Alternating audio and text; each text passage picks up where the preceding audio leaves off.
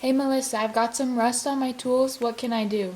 A lot of people deal with rust issues on their tools, especially if you live in one of the more humid climates. So the best thing you can do is rust prevention, but let me show you a couple things that you can do for light rust. Now, if it's really heavy rust, you may want to actually take it and soak it in some white vinegar, and then you can oil it down after you pull it out of the white vinegar.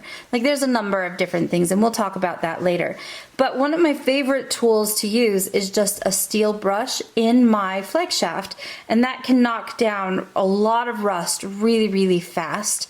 And then another tool that I have, or another product, is called Never Dull. This was recommended to me, oh my gosh, almost 20 years ago now.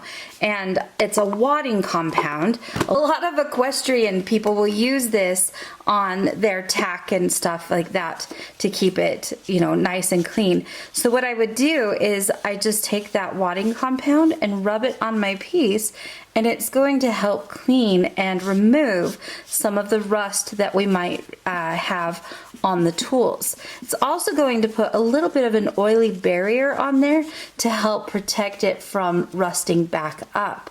Another thing I like to use is a quadruple or a 4/0, so it's the hash mark 0000 steel wool, and that can come in and help remove some of the rust that's in your cracks and crevices, or even just on flat surfaces.